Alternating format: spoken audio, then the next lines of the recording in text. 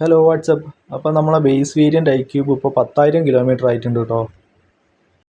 നമ്മൾ ഈ വണ്ടിയുടെ 2 സർവീസ് ഇപ്പോൾ കഴിഞ്ഞു. ഇപ്പോൾ മൂന്നാമത്തെ സർവീസ് ആവാൻ പോവുകയാണ്. ഇത് ഐക്യൂബിൻ്റെ റേഞ്ചും വിലയും ഏറ്റവും കുറഞ്ഞ ബേസ് വേരിയൻ്റ് ആണ് കേട്ടോ.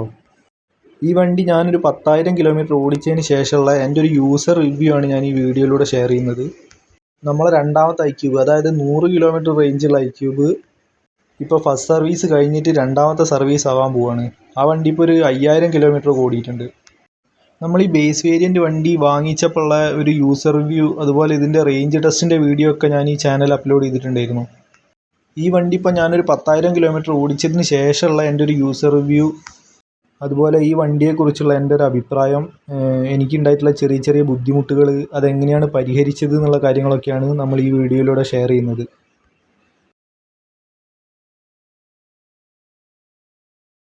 അപ്പം നമ്മൾ ആദ്യം തന്നെ ഒറ്റ വാക്കിലൊരു റിവ്യൂ പറയുകയാണെങ്കിൽ വലിയ മോശം പറയാനില്ലാത്തൊരു വണ്ടിയാണ് എന്നുള്ളതാണ്. ഇതുവരെ ഞാൻ ഈ വണ്ടി ഉപയോഗിച്ചതിൽ എല്ലാം സാറ്റിസ്ഫൈഡ് തന്നെയാണ്. അതിപ്പോൾ റേഞ്ചിൻ്റെ കാര്യത്തിലായാലും കംഫേർട്ടിൻ്റെ കാര്യത്തിലായാലും പിന്നെ ഇതുവരെ കിട്ടിയ സർവീസിൻ്റെ കാര്യത്തിലായാലും. അപ്പോഴാദ്യം തന്നെ നമ്മൾ പൊതുവായിട്ട് ഇലക്ട്രിക് വണ്ടി ലാഭമാണോ നഷ്ടമാണോ എന്ന് ചോദിച്ചു കഴിഞ്ഞാൽ അത് ഓരോ ആൾക്കാരുടെയും ഓട്ടത്തിനെ ഡിപ്പെൻഡ് ചെയ്തിട്ടാണ് കേട്ടോ നിൽക്കുന്നത്. എന്നെ സംബന്ധിച്ചിടത്തോളം എനിക്ക് ലാഭമാണെന്നേ ഞാൻ പറയുള്ളൂ. ഒരു ഉദാഹരണത്തിന് പറയുകയാണെങ്കിൽ ഞാൻ ഈ 10,000 കിലോമീറ്റർ ഓടാൻ വേണ്ടിയിട്ട് എൻ്റെ പെട്രോൾ ബൈക്കിൽ 50 കിലോമീറ്റർ മൈലേജ് കിട്ടുകയാണെങ്കിൽ തന്നെ ഞാനതിൽ ഇപ്പോൾ ഒരു 20,000 രൂപയ്ക്ക് പെട്രോൾ അടിക്കേണ്ടതായിരുന്നു. ഈ വണ്ടിക്ക് എക്സ്റ്റെൻഡഡ് വാറണ്ടി അടക്കം 5 വർഷം അല്ലെങ്കിൽ 50,000 കിലോമീറ്ററാണ് കമ്പനി വാറണ്ടി പ്രൊവൈഡ് ചെയ്യുന്നത്. ആ 50,000 കിലോമീറ്റർ ഒരു പെട്രോൾ ബൈക്കിൽ ഓടണമെങ്കിൽ 1,00,000 രൂപയ്ക്ക് പെട്രോൾ അടിക്കേണ്ടി വരും. ഈ വണ്ടിക്ക് ഞാനെടുക്കുമ്പോൾ ഓൺ ദ റോഡ് വില വരുന്നത് 1,25 ആയിരുന്നു. നമ്മൾ അങ്ങനെയൊക്കെ കണക്കൂട്ടി നോക്കുമ്പം വണ്ടി എടുത്തത് എന്തായാലും നഷ്ടമാവാനുള്ള സാധ്യതയൊന്നുമില്ല. ഈ വണ്ടിയുടെ റേഞ്ച്, കമ്പനി പറയുന്ന റേഞ്ച് 75 കിലോമീറ്ററാണ്. പക്ഷേ നമ്മൾ ഈ വണ്ടിയുടെ റേഞ്ച് ടെസ്റ്റ് ചെയ്തപ്പോൾ പില്ലണില്ലാതെ സിംഗിളായിട്ട് ഓടിക്കുമ്പം 85 കിലോമീറ്റർ റേഞ്ച് കിട്ടിയിട്ടുണ്ട്. ആ റേഞ്ച് ടെസ്റ്റിൻ്റെ വീഡിയോ ഈ ചാനലിൽ തന്നെ ഉണ്ട് കേട്ടോ. കമ്പനി പറയുന്ന 75 കിലോമീറ്റർ റേഞ്ച് വിത്ത് പില്ലനായിട്ട് നമുക്ക് കിട്ടിയിട്ടുണ്ട്. അതുകൊണ്ട് റേഞ്ചിൻ്റെ കാര്യത്തിൽ ഒരു കോംപ്രമൈസും ഈ വണ്ടി കാണിക്കുന്നില്ല. എനിക്കൊരു ദിവസം പരമാവധി ഒരു 50 കിലോമീറ്ററൊക്കെ ഓട്ടം വരുന്നുള്ളൂ. അതുകൊണ്ടാണ് ഞാൻ ഈ റേഞ്ച് കുറഞ്ഞിട്ടുള്ള വേരിയൻ്റ് എടുത്തിട്ടുണ്ടായിരുന്നത്. ഈ വണ്ടിക്ക് ഒരു 2.2 kWh ഒരു ബാറ്ററി പാക്കാണ് വരുന്നത്. അതുകൊണ്ട് തന്നെ ഈ വണ്ടി ഒരു 2.5 മണിക്കൂർ കൊണ്ട് തന്നെ ഒരു 80% ചാർജ് ആവും. നമ്മളിപ്പോൾ ജോലിയൊക്കെ കഴിഞ്ഞ് വന്ന് ഒരു 7 മണിക്ക് വണ്ടി ചാർജിലിട്ടാൽ 9:30-10 മണിയാകുമ്പോഴേക്ക് വണ്ടി ഫുൾ ചാർജ് ആവും. ഓവർനൈറ്റ് ഞാൻ വണ്ടി ചാർജ് ചെയ്യാറില്ല. അങ്ങനെ വണ്ടി ചാർജ് ചെയ്യേണ്ട ആവശ്യവും വരാറില്ല. ഈ വണ്ടിയുടെ ചാർജറിന് ഓട്ടോ കട്ട് ഓഫ് സംവിധാനങ്ങളൊക്കെ ഉണ്ട്. അഥവാ നമ്മൾ ഓഫ് ചെയ്യാൻ മറന്നു പോയാലും 100% ചാർജ് ആയി കഴിഞ്ഞാൽ വണ്ടി ഓട്ടോമാറ്റിക് കട്ട് ഓഫ് ആവും ചാർജിങ്. ഈ വണ്ടി നമ്മുടെയൊക്കെ വീട്ടിലെ സാധാ പ്ലഗ് പോയിൻ്റ് ഉപയോഗിച്ച് തന്നെയാണ് ചാർജ് ചെയ്യുന്നത്. എനിക്കിതുവരെ വണ്ടി പുറത്തുനിന്ന് ചാർജ് ചെയ്യേണ്ട ഒരു ആവശ്യം വന്നിട്ടില്ല. ഇനി അഥവാ പുറത്തുനിന്ന് ചാർജ് ചെയ്യുകയാണെങ്കിൽ KCBയുടെ ചാർജിങ് സ്റ്റേഷൻ ഉപയോഗിച്ചിട്ട് നമുക്ക് ചാർജ് ചെയ്യാൻ പറ്റും. നമ്മളെ ഇലക്ട്രിക് പോസ്റ്റിൻ്റെ മുകളിലൊക്കെ കാണുന്ന KCBയുടെ നീല നിറത്തിലുള്ള ബോക്സ് ഉണ്ടല്ലോ, അതുപയോഗിച്ച് നമുക്ക് വണ്ടി ചാർജ് ചെയ്യാം. അതിന് നമ്മളെ മൊബൈൽ ഫോണിലൊരു ആപ്ലിക്കേഷൻ ഡൗൺലോഡ് ചെയ്തിട്ട് അതിനകത്ത് റീചാർജ് ചെയ്ത് വെക്കാനുണ്ട്. സ്ഥിരമായിട്ട് പുറത്തുനിന്ന് ചാർജ് ചെയ്യേണ്ട ആവശ്യമുള്ളവർ മാത്രം അത് ചെയ്താൽ മതി. എനിക്കതിൻ്റെ ആവശ്യമില്ലാത്തതുകൊണ്ട് ഞാൻ ഇതുവരെ അത് ചെയ്തിട്ടില്ല. പിന്നെ വണ്ടിയുടെ സർവീസിൻ്റെ കാര്യം പറയുകയാണെങ്കിൽ ഇതുവരെ വലിയ കുഴപ്പമൊന്നുമില്ലാത്ത സർവീസാണ് എനിക്ക് കിട്ടിയിട്ടുള്ളത്. ഈ വണ്ടി എടുത്തപ്പോൾ തന്നെ 1-2 ഇഷ്യൂ കാര്യങ്ങളൊക്കെ ഉണ്ടായിരുന്നു. ഇഷ്യൂ എന്ന് പറഞ്ഞാൽ അത്ര വലിയ ഇഷ്യൂ അല്ല, എന്നാലും ചെറിയ 1-2 കാര്യങ്ങൾ. അതിലൊന്നാമത്തേത് ഇതിൻ്റെ ബൂട്ട് സ്പേസിൻ്റെ ഉള്ളിലേക്ക് ചളി അടിച്ച് കയറുന്നതായിരുന്നു. അതായത് കഴിഞ്ഞ മഴക്കാലത്താണ് നമ്മൾ ഈ വണ്ടി എടുത്തിട്ടുണ്ടായിരുന്നത്. അപ്പം ഇതിൻ്റെ പുറകിലെ ടയറിൻ്റെ മുകളിൽ നിന്ന് നല്ല രീതിയിൽ ചളി തെറിച്ചിട്ട് ഇതിൻ്റെ ബൂട്ട് സ്പേസിൻ്റെ ഉള്ളിലേക്ക് നന്നായിട്ട് ചളി അടിച്ച് കയറുന്നുണ്ടായിരുന്നു. ഇതിൻ്റെ ബൂട്ട് സ്പേസിൽ ഒരു സാധനം പോലും വെക്കാൻ പറ്റാത്തൊരവസ്ഥയായിരുന്നു. എന്ത് വെച്ചാലും നല്ല രീതിയിൽ നനഞ്ഞ് ചളി പിടിച്ച് പോയിരുന്നു. അപ്പോൾ അതെങ്ങനെയാണെന്ന് വെച്ചാൽ ഞാൻ കാണിച്ചു തരാം. ഇതാണ് കേട്ടോ ഈ വണ്ടിയുടെ ചാർജർ. അപ്പോൾ ഇതിൻ്റെ ബൂട്ട് സ്പേസിൻ്റെ ഈ പുറകിലെ പാനലുകൾ തമ്മിൽ ഒരു ഗ്യാപ്പ് ഉണ്ടായിരുന്നു.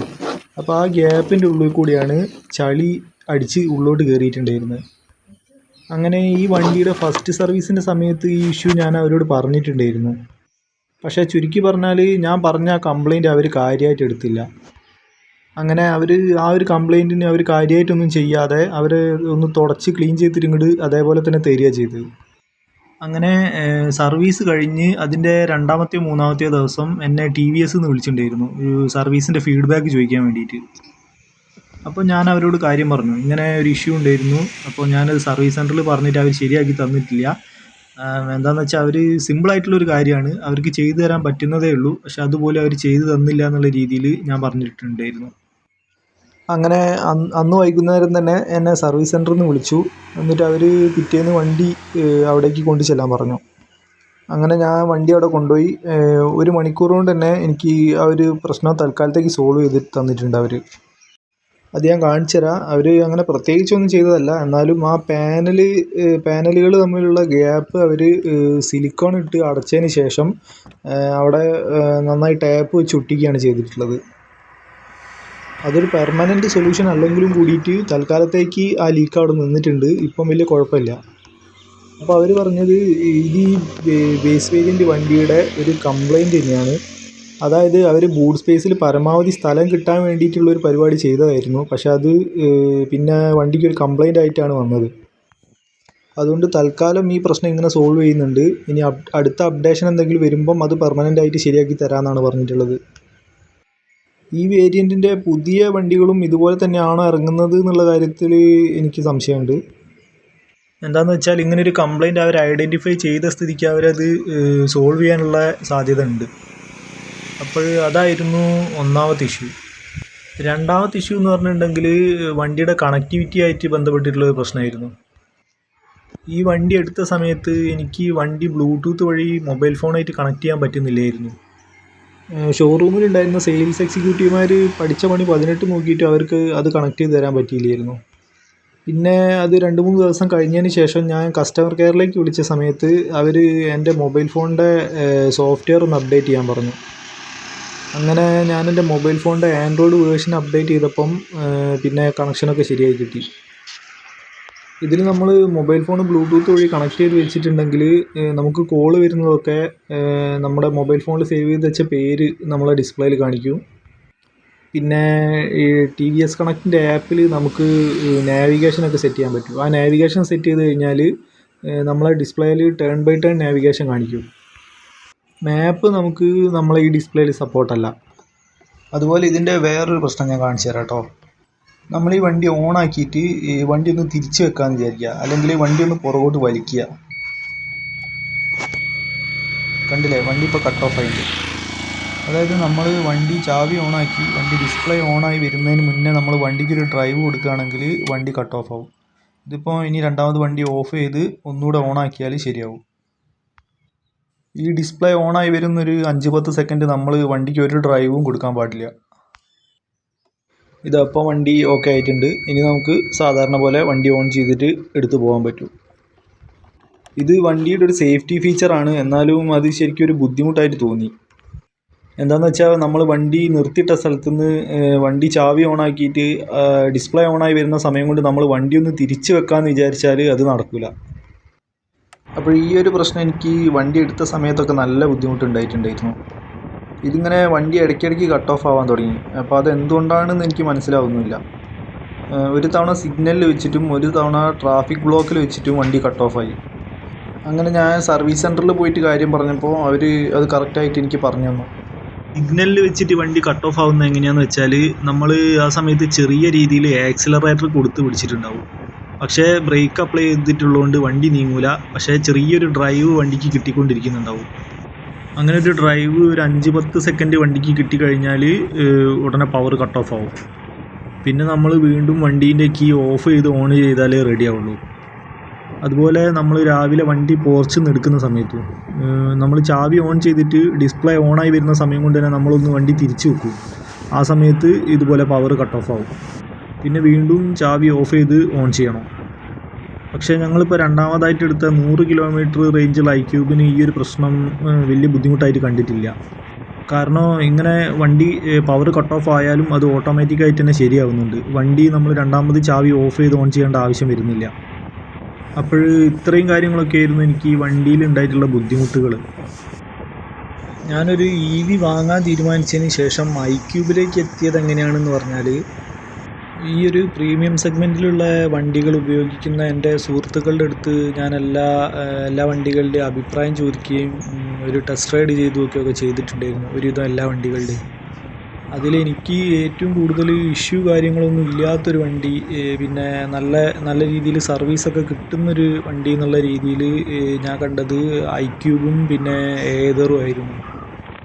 അങ്ങനെ ഈ ഏതറിൻ്റെ കാര്യം നോക്കിയപ്പം ശരിക്കും ഈ ഏതർ കുറച്ചുകൂടെ കൂടുതൽ ഫീച്ചേഴ്സൊക്കെ കൊടുക്കുന്നുണ്ട് ഇതേ റേറ്റുള്ള വണ്ടിക്ക്. പക്ഷേ എന്നിട്ട് കൂടി ഞാൻ ഏതർ സെലക്ട് ചെയ്യാതിരുന്നത് എനിക്കതിൻ്റെ ഡിസൈന് പേഴ്സണലി തീരെ ഇഷ്ടമായില്ലായിരുന്നു.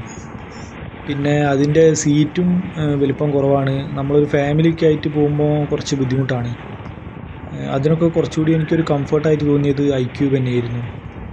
എന്നാലും ഐക്യൂബ് കുറച്ച് ഒരു ഓവർ പ്രൈസ്ഡ് ആണ് എന്നുള്ളൊരു ചിന്തയിൽ നിൽക്കുന്ന സമയത്താണ് ഇവർ റേഞ്ചും പ്രൈസും കുറച്ചിട്ടൊരു വേരിയൻ്റ് ഇറക്കുന്നത്.